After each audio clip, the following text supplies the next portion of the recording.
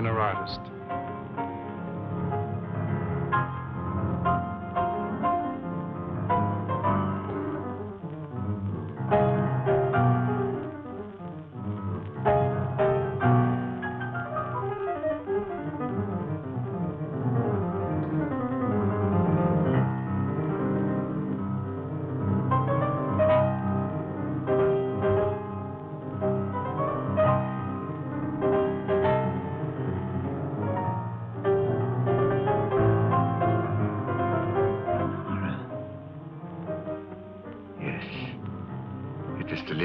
Of her.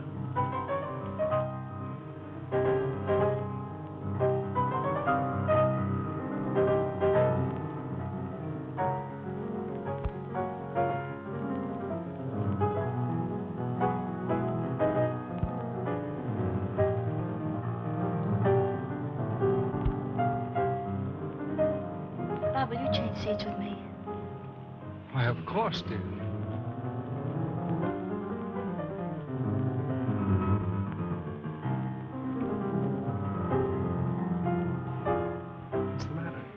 Nothing, but that man in the next box keeps staring at me.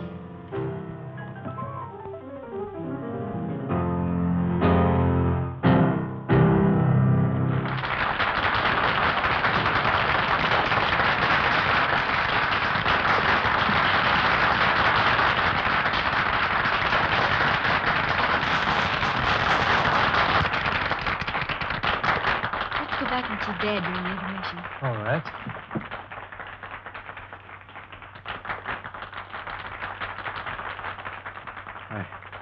It is like seeing the dead return to life.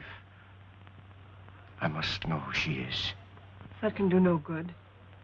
The dead have no place among the living. I shall be the judge of that. Lawrence, for a man your age, you're certainly in the pink. I have to be. Most people don't know it, but giving a piano recital requires the stamina of a marathon runner. Say, Judd, I think you better give my right forearm muscles another going over. Feel a slight cramp in my index finger. Yes, sir. Hello, Dad. Hello, darling. Hi, Bob. How am I doing? Marvelously. I don't believe I've ever heard you in better form. That's because you're home from school, my dear. I was playing for you tonight. Oh, am I glad this engagement ends my concert tour. Now I can relax, wear old clothes, and let my beard grow. Oh, and devote some time to your only daughter. You know, I feel as if I'd been Sienna. Don't bite the piano that feels, my darling. See where that is, Bob. Yeah.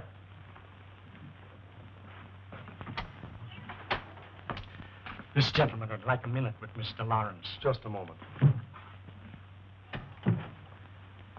Dr. Igor Markov is waiting to see you.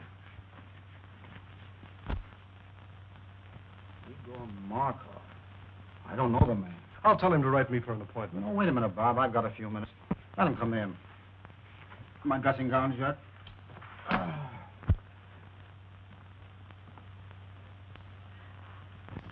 So I have the pleasure of addressing Mr. Anthony Lawrence. That's right, Doctor. What's on your mind? I should like to apologize to this charming young lady for my seeming rudeness. Well, I don't know what you're talking about, but go ahead. This is my daughter, Patricia, Dr. Markov. Please forgive me, young lady, for staring so rudely at you, but I really could not help it.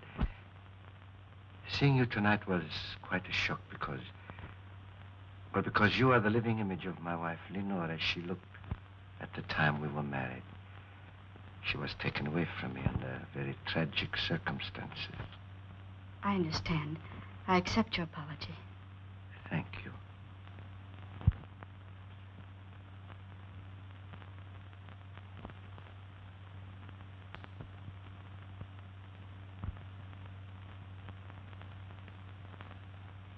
This will always remain an unforgettable moment in my life. Thank you. Auf Wiedersehen.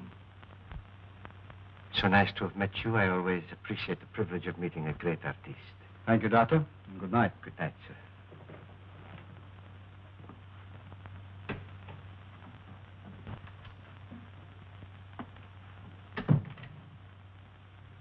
Funny people, these foreigners.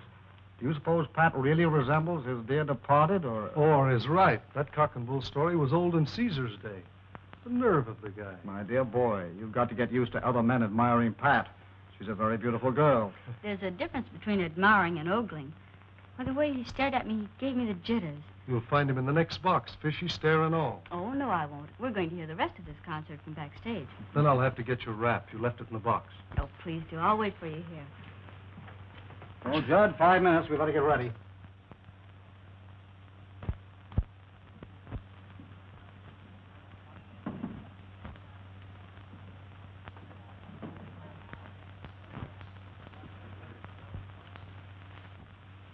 It seems that the great Dr. Markov failed to make a favorable impression. Temporarily, yes. But there will be many opportunities in the future. Besides, the doorman was not averse to accepting a little gratuity and gave me all the information I needed. Igor, I've risked my life for you. I've kept your secret all these years. Does all this mean nothing to you? Don't I mean anything to you? Because of your knowledge of my work, I need you as an assistant. You have never meant anything more, and you never shall. Keep that in mind.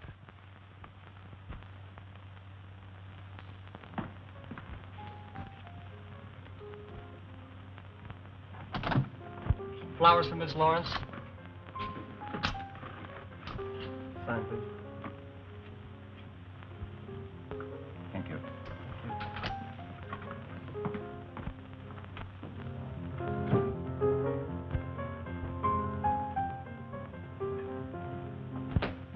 More flowers for you, Miss Lawrence.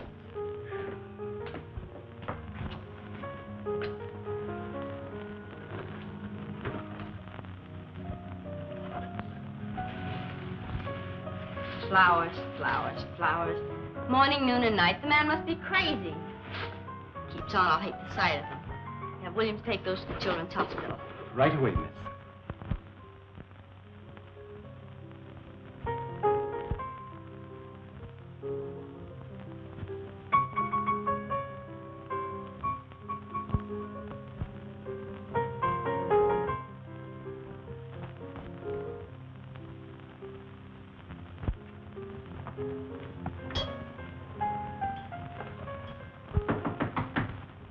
Come in. Dad, you've just got to make Dr. Markov stop pestering me. First it was flowers 3 times a day, and now he's sending notes with them. Now, look, I can't stand any more of this. You've just got to make him let me alone. Well, the man must be out of his mind. I never heard of such presumption. Now, don't you get upset about it, Pat. I'll take care of Dr. Markov. You just forget about him and let me handle this. What are you going to do, Dad? I'm going to call on our friend and tell him very plainly that his attentions to you are unwelcome, and him stop them immediately. You be careful, won't you? Careful? What do you mean? Well, you'll probably laugh at me, but when you call on Dr. Markov, will you take Bob with you? Pat, I can take care of myself. But you said yourself he was out of his mind. Did you notice his eyes that night in your dressing room? They seemed to stare right through me. You've been listening to too many horror radio programs lately. What you need is a good workout on the badminton court. Come on, run along. Fear not, fair lady. I shall beard the reptile in his den.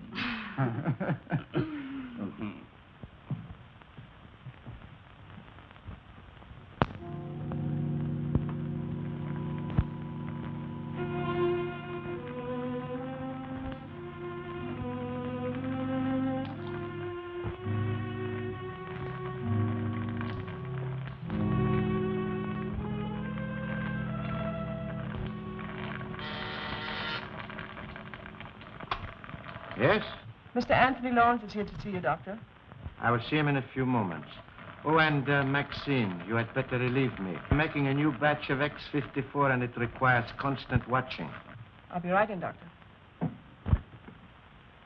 The doctor will see you in a few minutes. Won't you be seated? Thank you.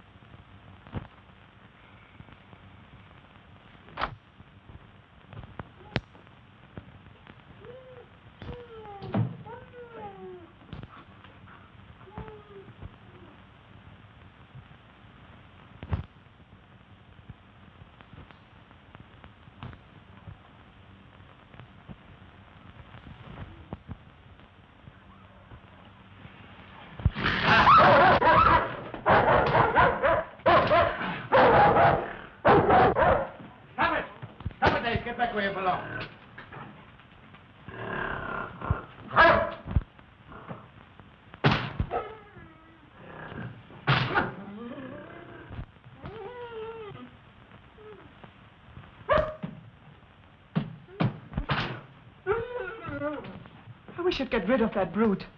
He's always hated me, and I'm deathly afraid of him. Oh, don't be a fool. He's perfectly safe in that cage. How could he harm you? It is silly. Besides, he's very essential to my work. Now, when that concentrated pituitary boils dry, turn off all the burners. Add some elixir, place it in 4 cc ampoules, and refrigerate them. Yes, Doctor. Watch it closely. See that it continues to boil, but very slowly. Now I must go and talk to Mr. Lawrence. I cannot leave him waiting any longer.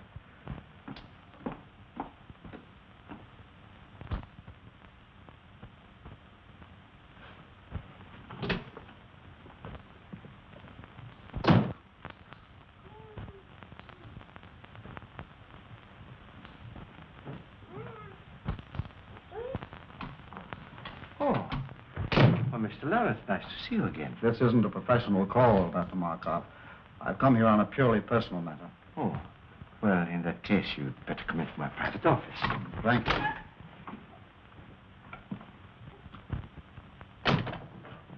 Won't you sit down? I'll remain standing if you don't mind. Oh, as you wish. I'll get to the point very quickly, Dr. Markov. I've come here in regard to my daughter, Patricia. Ah, yes, a lovely young woman. And that's beside the point. She doesn't welcome your attentions.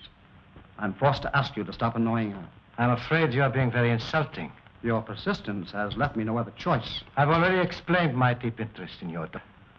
Perhaps you thought I was lying.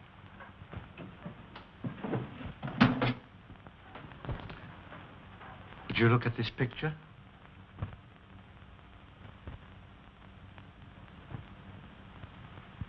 What if there is a resemblance?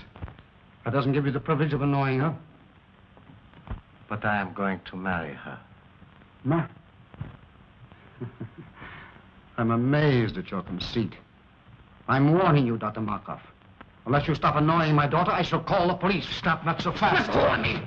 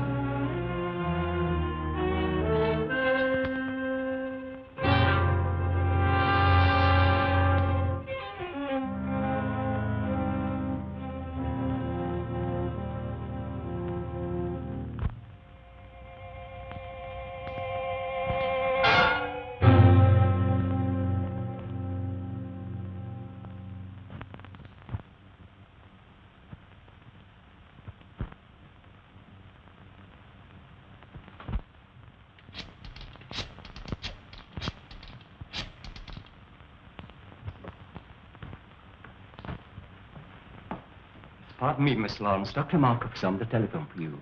Dr. Markov? Oh, say I'm not in. But he says it's important. He must talk to you concerning your father. My father? I'll talk to him.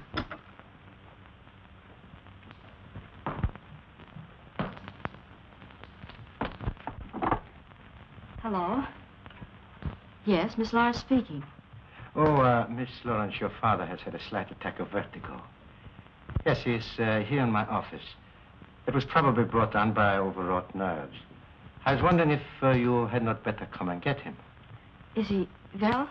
No, not seriously. However, scarcely able to drive his own car. Of course, I could keep him here, or if you wish, I could call an ambulance. Ambulance? Oh, no, I'll be right there. Where is it? 1335 Cliff Drive. Thank you.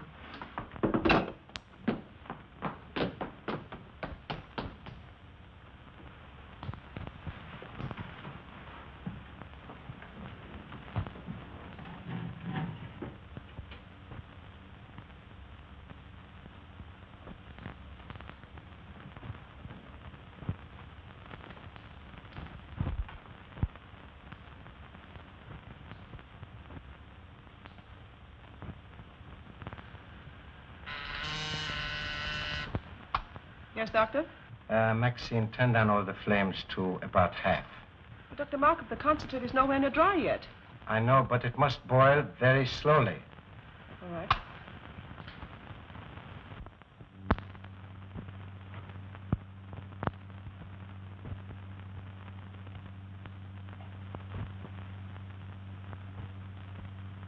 So you see, Mr. Lawrence, nobody having witnessed our encounter, I am perfectly willing to keep it a secret. Of course, if you desire to say something about it, I will admit that you threatened me with violence, and I was forced to protect myself. It is simply a case of your word against mine.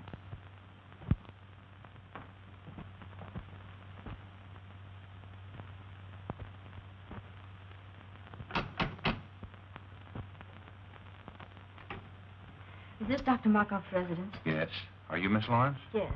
Come in. The doctor's expecting.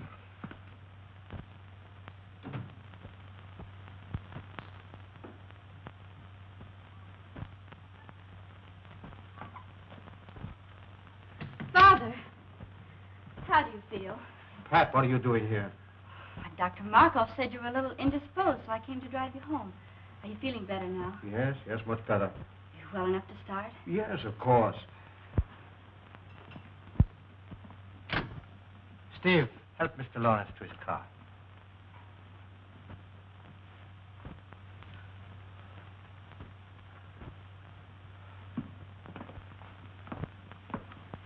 Miss Lawrence, may I have a word with you? Yes. I think that your father would bear watching. If you notice him developing certain symptoms of... Well, if you notice him acting strangely, I would strongly advise you persuade him to see his doctor. I'll remember. Thank you. You're welcome.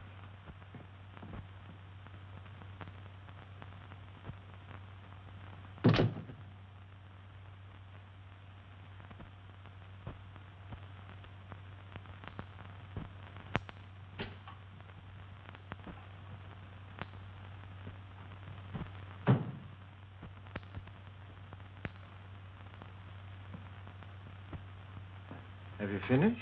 Yes, I did exactly as you told me. Why are you working on a Formula X54? I thought you were satisfied with X53. Not quite. I have succeeded with X53 in arresting the disease acromegaly, but it will do no more than hold it in check. Come, I will show you.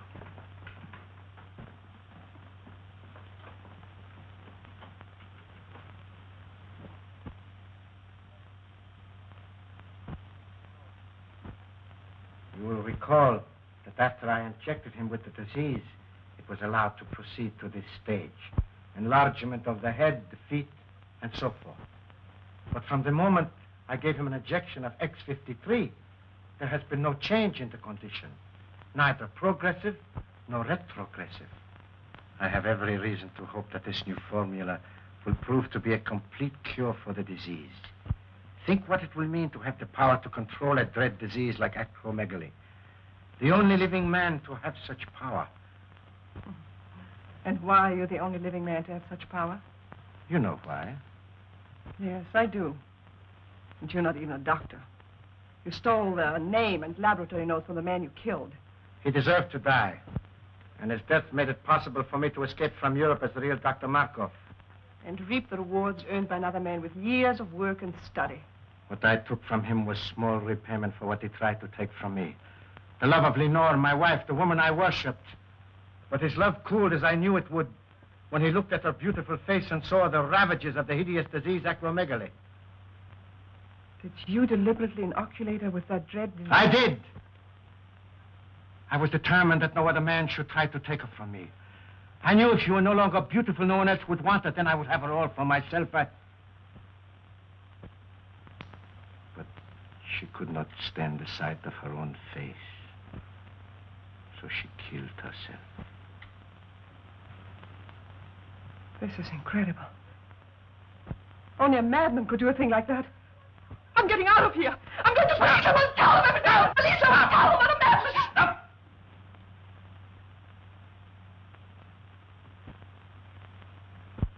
You are going no place. You are going no place.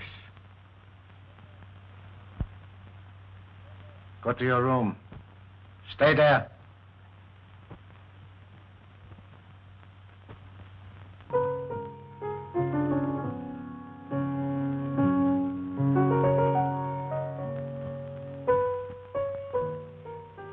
Good to have you back again with us, Bob. Glad to be back once more, Pat. It's no fun being away from you. I do wish you didn't have to spend so much time out of town. If I didn't, your father would probably get himself a new business manager. You know, it's chiefly on his business I'm away so much. I know. Bob, do you think you could book Father for a series of summer concerts? Pat, what are you talking about? If you knew the heavy schedule I booked him for next season, you'd want him to have a good rest. Oh, I do, but he can't seem to rest. I don't know what's gotten into him. He seems to have so much energy. He just can't seem to work it off. Well, let's hope it keeps up. But he can't, Bob. Do you realize that he's up at 6 every morning? That he walks practically all day long? That I can't get him to go to bed at night? Sometimes I awaken at 2 or 3 in the morning, and he's still playing his piano. That's not normal in a man of his age.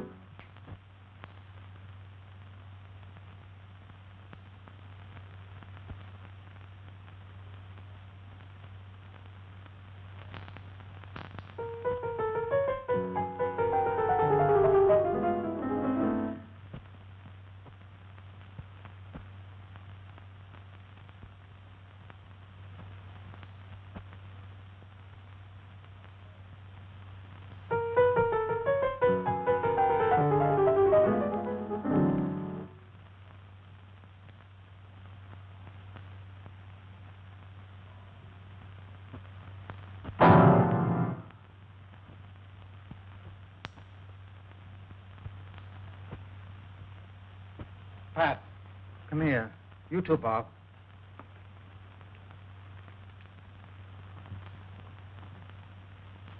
Doesn't it look as if my fingers were thicker?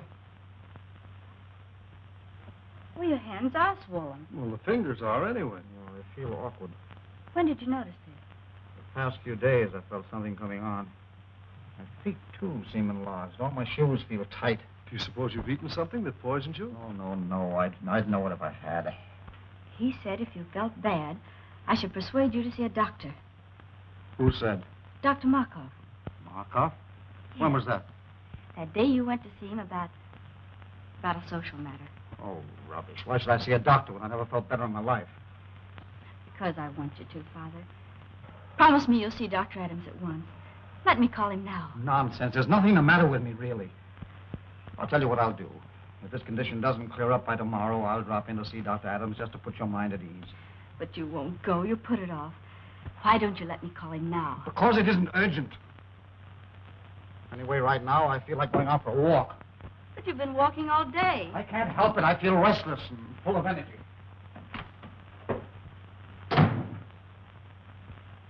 What do you make of it, Bob? Oh, perhaps some minor upset. But I would have him checked over by Dr. Adams. And how are you feeling today, Mr. Lawrence? Physically, extremely well. And your appetite? Still increasing. Mr. Lawrence, after studying all the results of your laboratory tests, X-rays, metabolism records, I have reached a conclusion.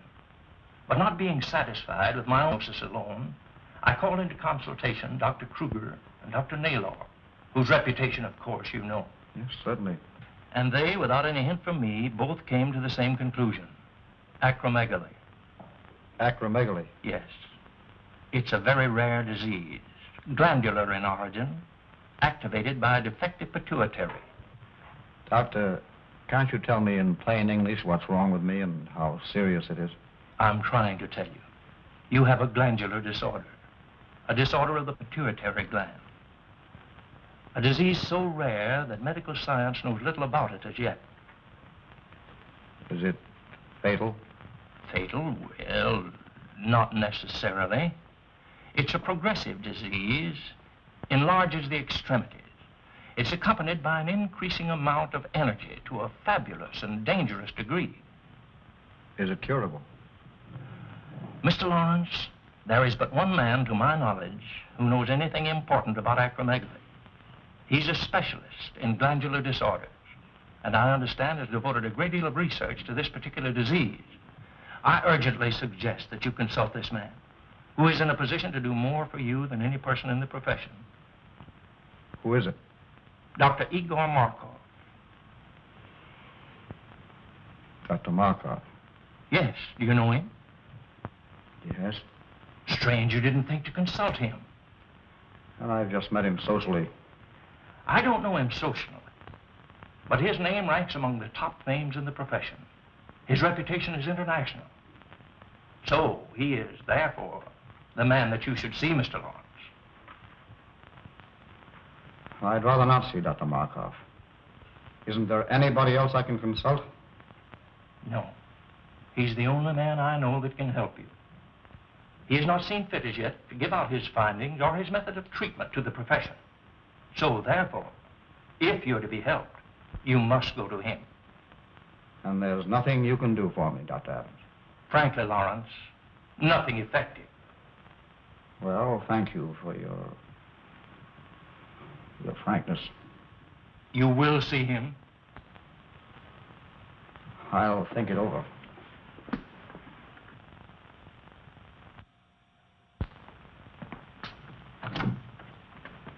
Hello, Stack. Is Miss Lawrence in? Oh, how do you do, Mr. Blake? I tell Miss Lawrence you're here. Bob, darling, I'm so glad you're back.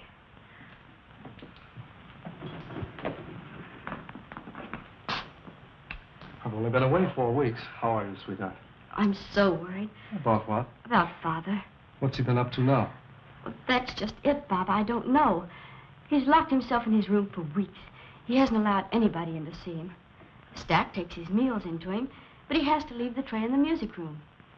He says the door into the bedroom is locked, and that Father won't come out until after he's left. Is he in there now? Yes, but the door from the music room into his suite is locked from the inside. He sounds in excellent form. He hasn't touched the piano in weeks.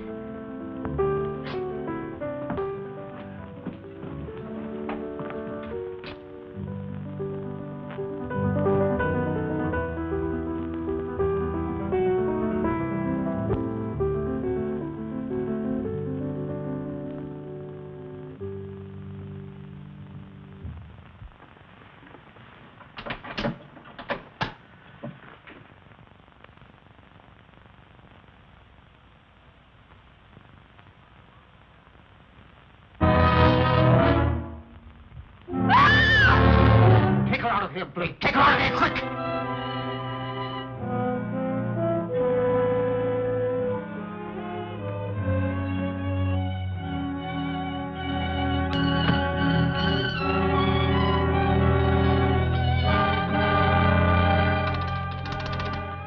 Oh, Stack. Have William bring my car down to the side entrance immediately and leave it there. I'll drive it myself. No.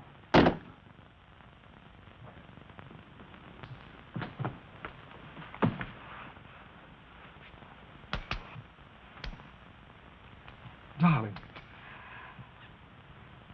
Easy, darling. You fainted. Bob, did you see what I saw? What are you talking about? Did you see his face? His head was so large. It's your imagination, darling. The lights in there were strange, that's all. No, Bob, no.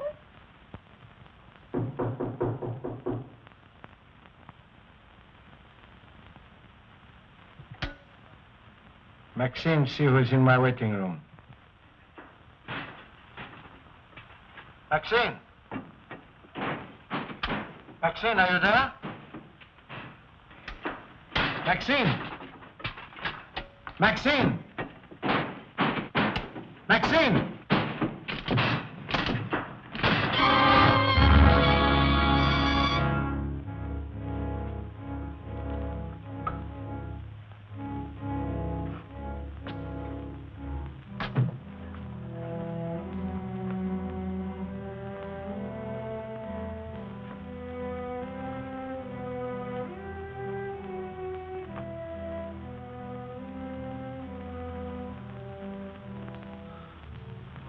Lawrence. Yes, Markov. Weren't you expecting me?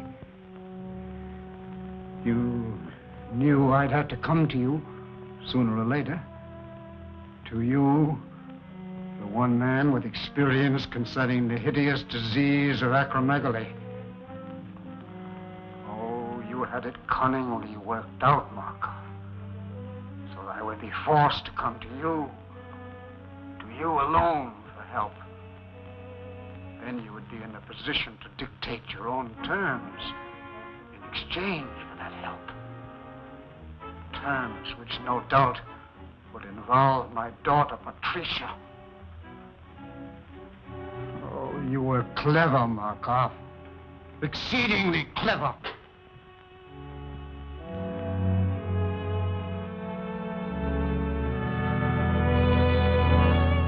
As the only man with sufficient knowledge of the disease, not only to alleviate it, but to infect a person with it, you hold a decided advantage. So you see, Markov, I know you infected me with something that caused acromegaly. But how you made the disease develop so rapidly, when science has proven that it takes years to reach this stage, I do not know. But you did. And now, Markov, I come to you as you knew I must, to make terms. I've come to make terms. No, Lawrence, you overestimate my control of the disease. I've made an extensive study of it. Yes, that is true. But after all, I am only an apprentice. Yes, the devil's apprentice. Markov, you have set yourself up as a Frankenstein and created a monster. I am that monster. But if you remember, the monster destroyed the man who created him.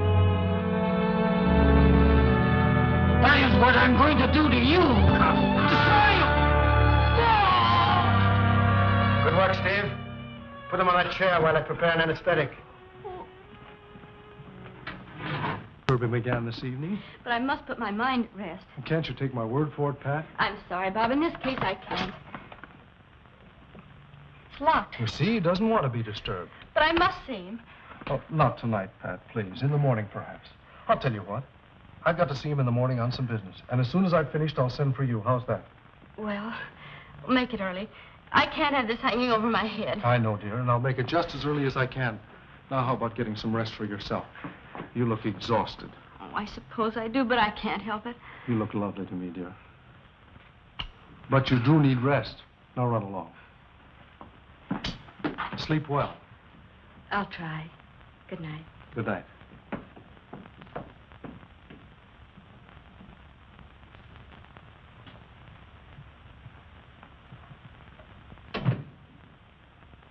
Oh, Stack. Stack, have you got a key to the music room? Why, no, sir. Why? Well, it's locked, and I wanted to see Mr. Lawrence. I'm sorry, sir, but he's gone out. Out? Oh, yes, sir. About a half an hour ago. He had his car brought around and then dismissed William. Where did he go, do you know? Not the slightest idea, sir. I didn't see him, but William said he was all muffled up. Oh. Stack, I wish you'd ring me at home when he comes in. Very good, sir. And shall I wait up for him, sir? Well, no. If he comes in soon, you might ring me. Otherwise, go to bed. I'll see him in the morning. Very good, sir. Good night, Stack. Good night, Mr. Blake.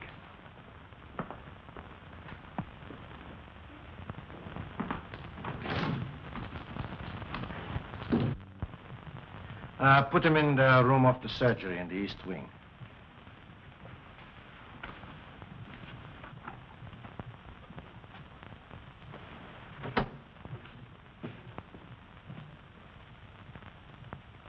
could you be so inhuman as to infect him with that disease in order to bargain for his daughter?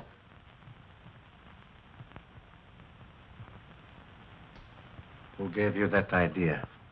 You left the dictograph open. I heard every word that was said. Forget what you heard. It does not concern you. I'll not forget. If you don't give up that insane idea of marrying Patricia Lawrence, I'll tell the truth about you. You would not dare. Oh, yes, I would. Does this mean that I have completely lost your loyalty? You speak of loyalty. You don't even know the meaning of the word. You seem to forget all the things I've done for you. I've even risked my life for you, hoping that you might realize how much I love you, that someday you might return that love. But no. All I meant for you was just someone to help you attain your own selfish aims. I'm tired of it.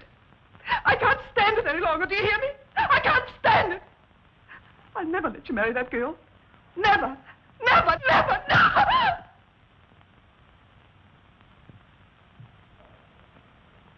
Maxine, you heard nothing. You heard nothing. You heard nothing. Now go to your work.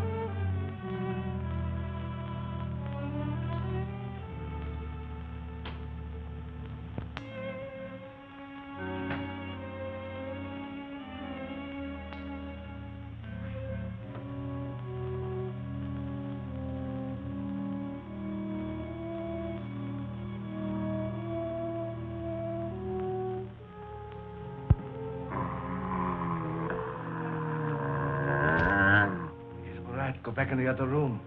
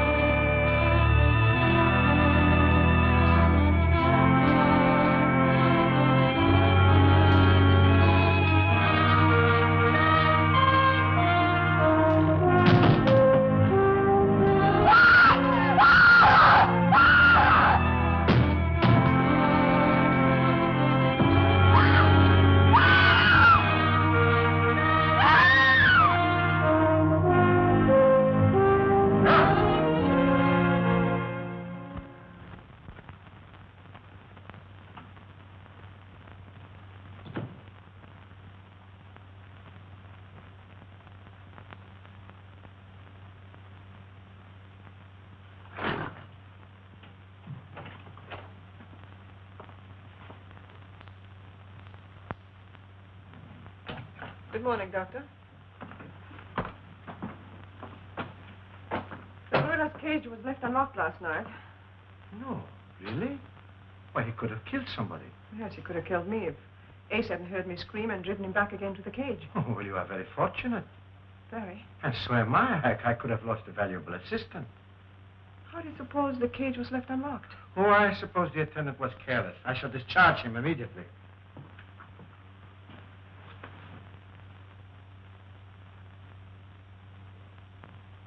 Look, Doctor.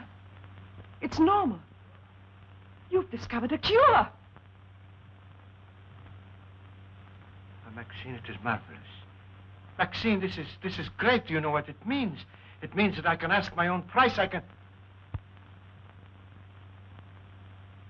Yes. Oh, by the way, Maxine, I have a special prescription I want filled at Handcuff and Groves. You will go and see to it yourself personally.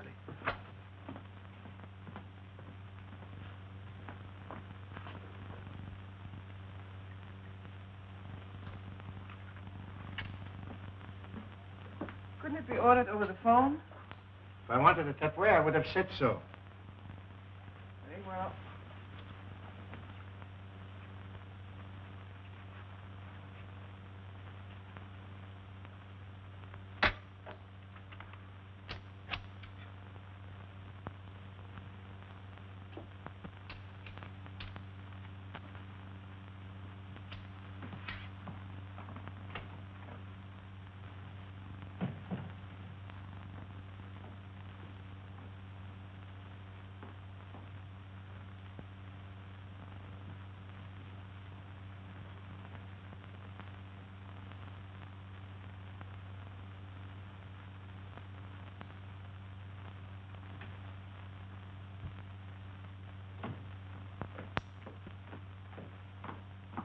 Good morning, Mr. Ack. Good morning, Miss Lawrence. Have you taken my father's breakfast into him yet? No, I haven't. You haven't? Why not? Well, as a matter of fact, your father isn't in. Isn't in? Where did he go? I don't know. He didn't say. When did he go? I can't exactly say. Sometime last night. Last night. Yes, miss. You mean he's been away all night and left no word? Absolutely none. I'll get it. Hello? Yes, Miss Lawrence speaking. This is Dr. Markov. Now, please don't be alarmed, but your father came to me last night for a consultation. Father came to you last night for a consultation? Yes. I found it advisable to keep him here for observation. How is he? Well, he's quite comfortable now. Yes, quite comfortable, Miss Lawrence, I assure you. I'll be right over and pick him up and bring him home. I would strongly advise against taking him home, Miss Lawrence. But why? I can't leave him there. Do you think I should take him to a hospital? I suggest you leave him right where he is, Miss Lawrence. You see, I have all the facilities here to take care of him in my sanatorium. Oh, I didn't know you had a sanatorium, too. I'll be right there. When Mr. Blake arrives, tell him I've gone to Dr. Markov's, 1335 Cliff Drive. Dr. Markov's, 1335 Cliff Drive. Yes. Very well, miss.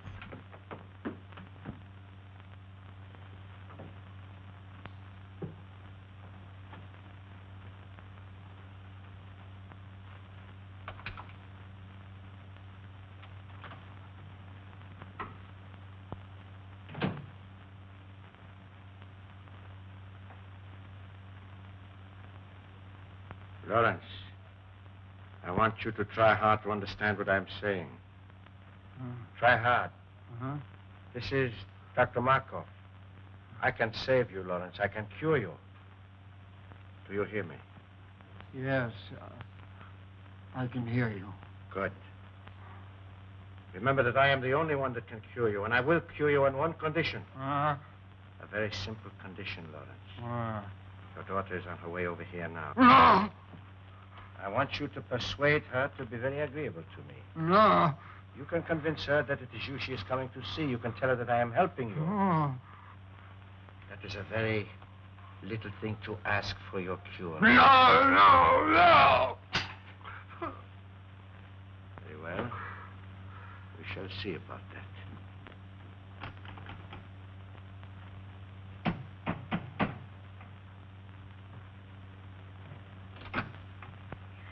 Dr. Markov, please. Come in. Dr. Markov wants you to wait in there.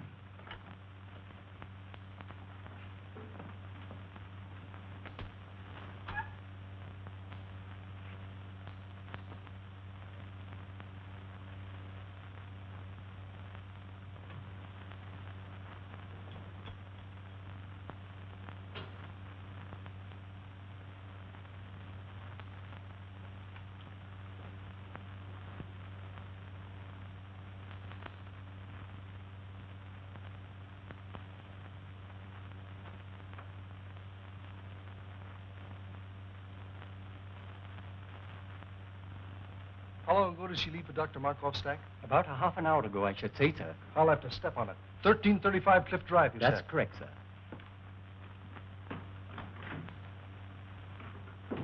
I do not have to cure you, Lawrence, because nobody knows I have discovered the cure.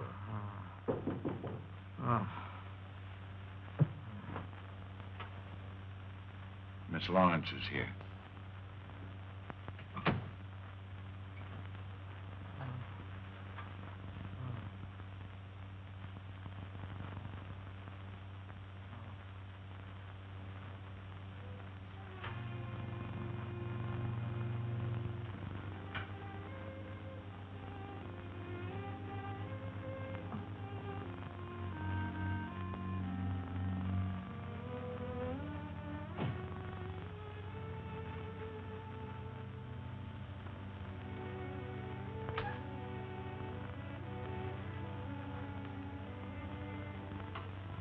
Miss Lawrence. Oh, it is a great pleasure seeing you again. Dr. Markov, how is my father? He's resting comfortably. Please be frank with me. What's the matter with him? It is a glandular ailment. How serious is it? Well, Miss Lawrence, I'm afraid it is quite serious, particularly in your father's case. Why particularly so in his case, Dr. Markov? Well, you see, the peculiar disease your father is suffering from causes extreme enlargement of the extremities, the hands, feet, and certain portions of the head. In a professional pianist, it is fatal. That is to the continuance of his career, I mean. Not only are his fingers incapacitated for the intricacies of delicate performance, but his very appearance, upon which so much depends for public approval, is most uninviting. Dr. Markov, how does it happen my father came to you? I think you will find that your Dr. Adams sent him to me. Dr. Adams? Yes. Dr. Adams made exhaustive tests, and in consultation with several eminent colleagues of his, diagnosed your father's case, and correctly so, as acromegaly. Acromegaly? I never heard of it. Few have. It is very rare. And since glandular disturbances are my special field, and acromegaly my particular interest, your father was advised to consult me. With what results? I am anxious to cure your father, Miss Lawrence. Most anxious. Providing he is willing to obey my instructions to the letter. Do you anticipate any lack of cooperation on his part, Dr. Markov? Perhaps some. You see, Miss Lawrence, it is rather long and slow treatment. Naturally, a man of your father's nervous temperament will be impatient, obstinate, even rebellious on occasion. Progressively so, as the brain begins to function more normally. You see, Miss Lawrence, your father is mentally incompetent. You mean he's... Oh, well, shall we say, temporarily unbalanced mentally. The functioning of the pituitary, being aggravated by pressure, makes the patient physically violent on occasion, and great care must be taken that he does not do violence to himself or to others. Dr. Markov, I'm my father. I can easily understand your need to do so, Miss Lawrence, and I would gladly save you the pain if I could. But I know you will not be satisfied unless you do see him for yourself. Besides, it will give you a basis for comparison. It will give you new hope from day to day as you see him improve. Where is he? Take me to him. In a moment.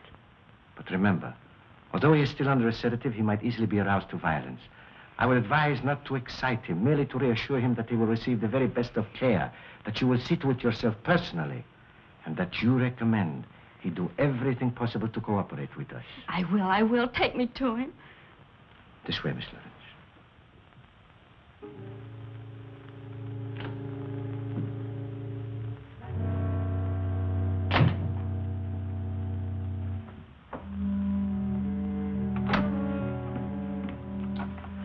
You know what to do.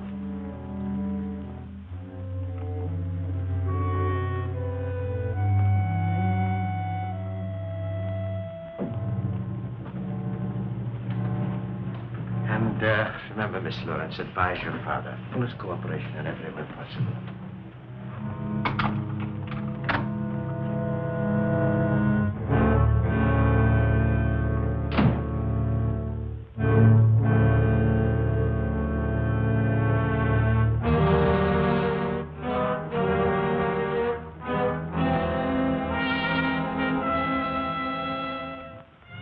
How ghastly.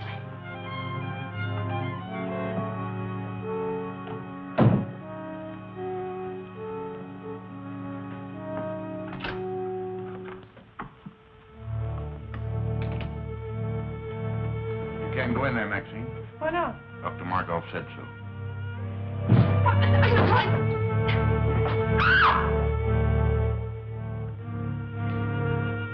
Father, speak to me. It's Pat. Father, speak to me. It's Pat. It's Patricia, Father. I'm here. Pat. You're going to be all right. Dr. Markov said so. Markov. Yes. He's going to cure you, he and I. Markov. Markov. No. No. Markov. Markov. No. No. Dr. Markov, why is he strapped down? To prevent his doing violence to himself or to others, Miss Lawrence. Take them off. Take them off, do you hear? Well, that would be very dangerous. Take them off, I say. Take them off at once. Stop that. Calm yourself. Calm yourself, Miss Lawrence. I don't care what you say. You can't treat him like a wild animal. It's a necessary precaution, Miss Lawrence. If he were to become violent, he would be extremely dangerous. I don't care what you say. You can't treat him like a wild animal. His recovery depends solely on you. What do you mean? I will cure your father when you decide to become my wife. Let go of me. I'll never marry you. Never is a long time. Some people do change their minds.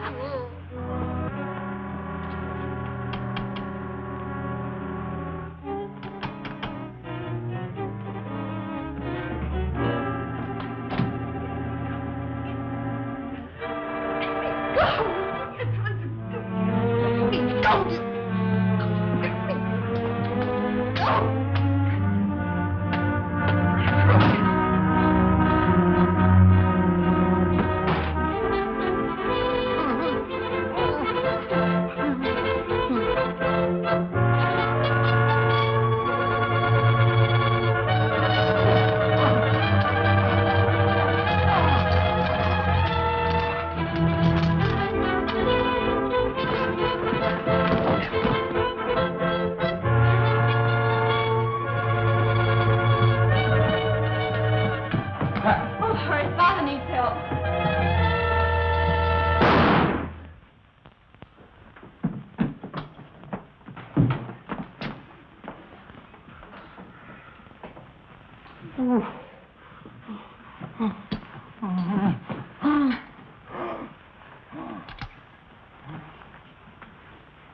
Is he all right?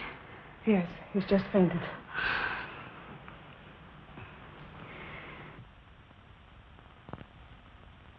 Dr. Markov was the only man who could cure Dad. But him dead, there's not much hope left. Oh, yes, there is, Miss Lawrence. I'm familiar with the serum Dr. Markov has perfected for the cure. He has been using it to bargain with your father for you. He'll be all right. It might take a little while, but he'll be all right. Thank you.